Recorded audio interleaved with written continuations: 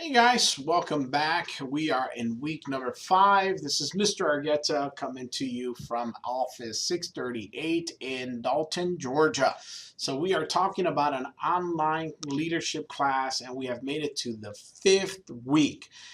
Congratulations for you that have put in the effort, have worked hard, and are seeing the results of that in a amazing grade. I appreciate all your dedication and hard work. So want to give you, as always, a video that will kind of give you an overview of what's happened so far and where we're headed in this class for the next few weeks. So first and foremost, want to let you know that week number 8, which is the last week of class. The only thing we have on that week is going to be the final. The final is not timed, it's multiple choice, but you only have one attempt at it.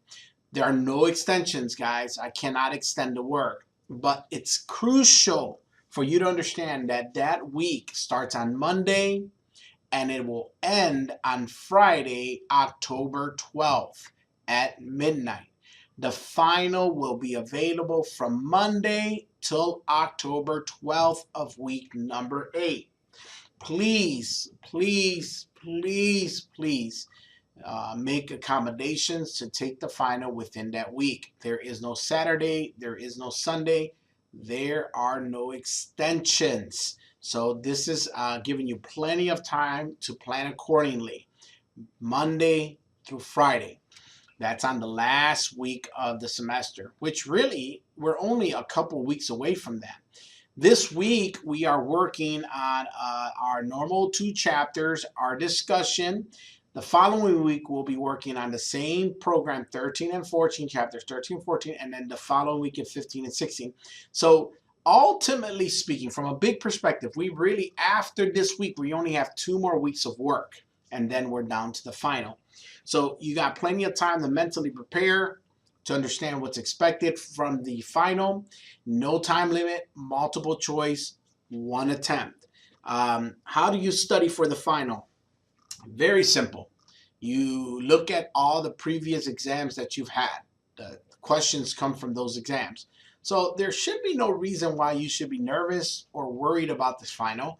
I think it's been done so simple that anybody can pass it. So please, if you're running into hard times, let me know. This shouldn't be a difficult class. All right, so week number 4, we just wrapped it up, and we were talking about what would be considered Maslow's hierarchy of needs. Now, we've described this in different ways, but the most important thing to remember of Maslow is that every need under it should be fulfilled before they move on to the next. Maslow ultimately finished his pyramid of needs, and he said that the top, or the last thing that someone reaches in regards to motivation of needs is that we reach a point where we want to be self-actualized. Like, this is what I'm supposed to do. This is why I was born. This is the reason of my existence. Now, that's very difficult to get there, but it's definitely something that Maslow felt was the last motivating factor of an individual hierarchy of needs. On this week, we're going to be talking a lot about goals and teams. In week 5, chapter 11, it's going to focus on group teams and dynamics and their leaderships. You're going to find that every team, every group goes through certain steps in the development of that team. And we'll get more into detail in other courses, so I won't go into so much detail today. But basically, every team goes through several stages in its existence. The first one, of course, being you're forming the team. And then once you form the team, that team starts working together, and they start seeing the differences that they have in opinions or views of things. So they begin to storm and begin to struggle with each other and trying to find each other's position in the group and trying to challenge one another. Well, once you begin to storm, you hopefully get that out the way. Everyone grabs what they're supposed to do in the project, and then they begin to normalize. They calm down. They settle down. Everyone says, okay, I know what I'm supposed to do. You know what you're supposed to do. And then finally, we reach that point where we become to perform or performing. The team begins to produce some results or make some product or provide a service, whatever it is that they've gotten together for. Either way, that's chapter 11. Chapter 12, we'll talk about developing skills of others. And in this, we talk about some of the goals that we set. Goal setting. Now, in my previous world, I worked for corporate America. We were quarterly goals, monthly goals, weekly goals, daily goals. It was all about setting up expectations and goals. And one of the things we used was this same format that I've asked of you from our discussion. It's called the SMART B personal goals. Using the SMART B goal technique, and it's in your book, so you can look it up. Using the technique, tell me what's your next 5-year goal. Please don't tell me I'm not sure. The whole purpose is for you to develop a mindset, creativity, and be able to develop something out of this. So 5-year goals should be specific, which is what the acronym of SMART B is: measurable, achievable, resourced, time bound, which is a time period, 5 years, and of course benchmark, which means you look at someone else that has done the same thing and you see what they've done and how their progress was and how you can do yours. What else do I have for you guys? Let me think here. Let's look at my notes. I think that should cover it. Coffee, as you know, is always a good thing in my office. I think that's about it, guys. I'm not sure what else I got for you, but I do recommend, if you have some time, come stop by. I also bought some treats, so I got some Nutty Bars. I don't know if you guys are familiar with Little Debbie's. Little Debbie's is like the, I don't know how to call it, I guess the cupcakes of the South.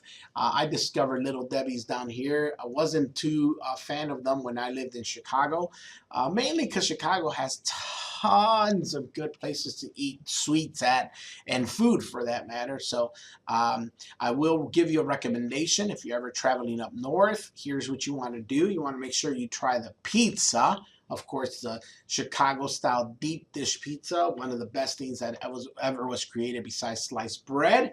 A Chicago-style hot dog, different than the ones you see here. This is quality hot dog. Italian beef. An Italian beef. It looks sloppy, and it probably, for the most part, sloppy. You can order an Italian beef dry, which is basically just the beef and the bread with some peppers if you like or not, or you can order it wet. So wet basically means they grab the entire sandwich and bread and meat and they dip it in the juices of the beef. So it's just soaking goodness of juice and probably tons of unhealthy stuff for you, but it's amazing. So if you're ever in Chicago, you gotta get pizza. You gotta get an Italian beef. You have to eat a hot dog. And if you're ever in my neck of woods in Chicago, you gotta stop by and we'll take you to some ice cream shops up there and some really, really good dessert locations. But anyhow, that's about it for me this week. I had an opportunity to go talk to the middle schoolers at Dalton and presented to them the story of our golf company. That right there, my class, is the clubs that we used to make in my previous world, my previous life.